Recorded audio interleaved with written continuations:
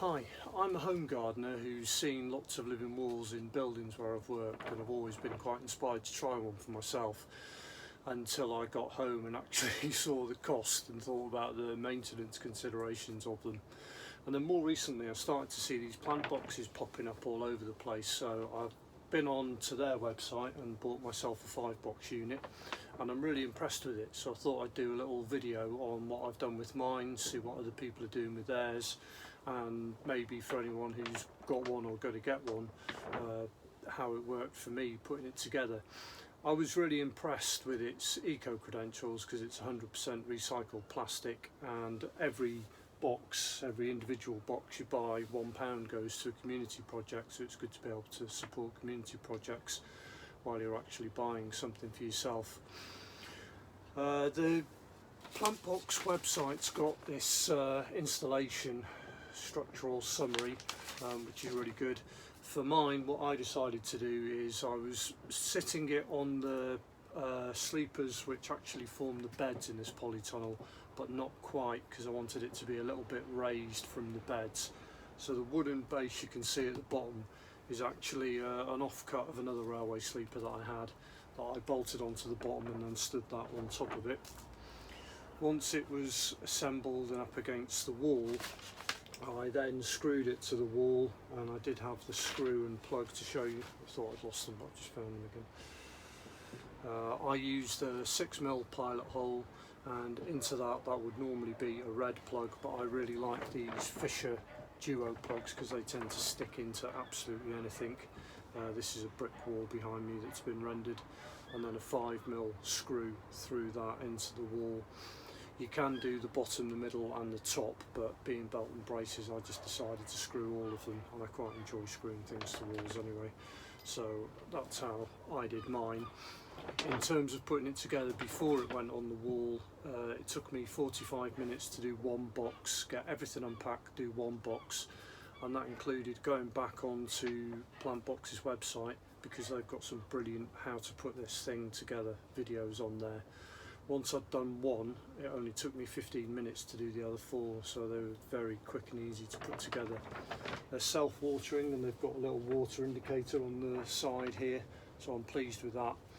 And rather than filling that up with a can, I've got in the polytunnel already a little pumping solar-powered pump from a water butt on a timer, so that can be connected up to this, and I can just top it up as needed.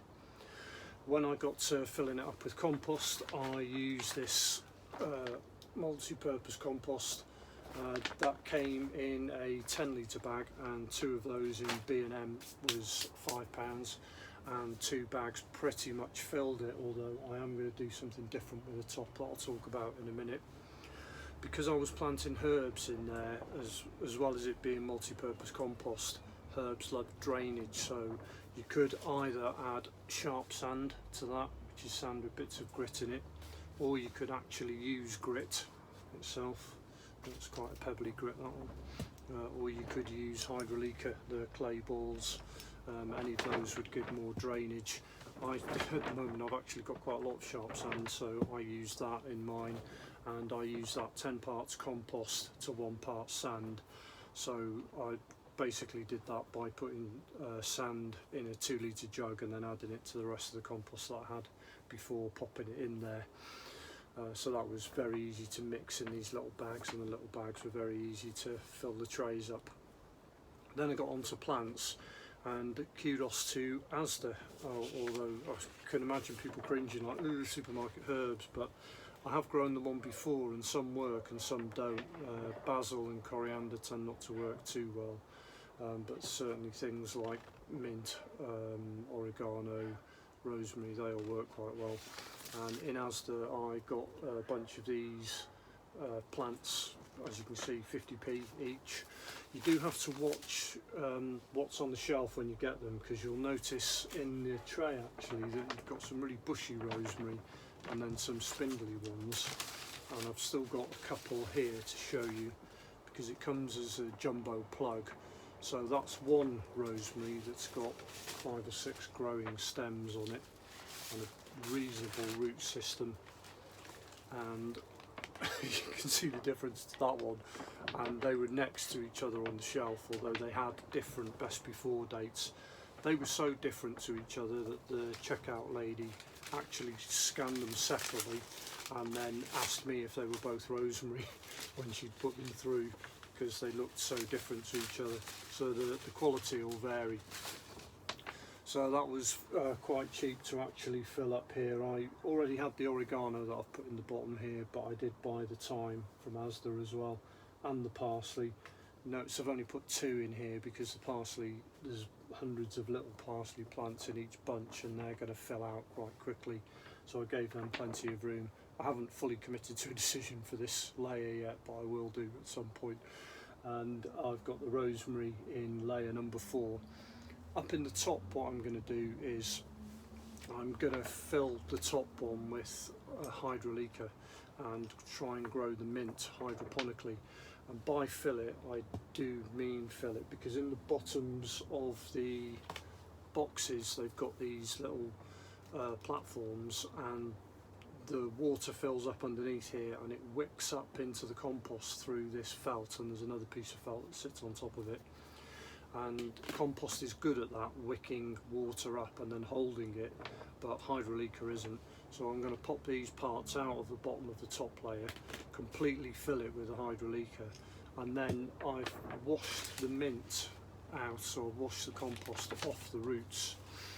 And you'll notice on, because I had a couple of pots actually already where I've used the mint, and if you look closely at that one, you can see that it's 3 plug plants stuck in there, which is a bit more obvious when you actually wash them out like these. You can see that I've got 3 plug plants. There is still a bit of compost within the net plugs, but I'm going to put that in and just see how it goes, because it's just a learning curve for me, and see what happens. And then back to the good old Asda mint. You can see on this one where I haven't washed it out, and it's got its compost still on the bottom, although that's like a jumbo plug. And on this one here I have washed it out, and it's very similar in that it's a small plug at the bottom, but I seem to have managed to get most of the compost out of that. I'm going to plant that one as it is, and the other one I'm going to wash that out in a minute as well, and see how it goes. And if it starts to wilt, I'll cut it back, but I will leave some leaf on it, so it's got some leaf to photosynthesize and kickstart it. It is very early in the year. I was just too excited to wait any longer. So what I'm going to do is, it's January in the UK at the moment. We've had snow. We're going to get some more snow, I think, tomorrow. And if it does start frosting again, I've noticed that it's actually very easy to drape a bit of bubble wrap plastic. Got a lot of that, like a lot of people getting things delivered at the moment. Bubble wrap plastic over the top of it, and just give it a little bit of protection in the evenings, although there is some protection in here in the tunnel anyway. So I hope you found that video useful. I will do another one when it's started to grow, and be interested to see what you've done with yours.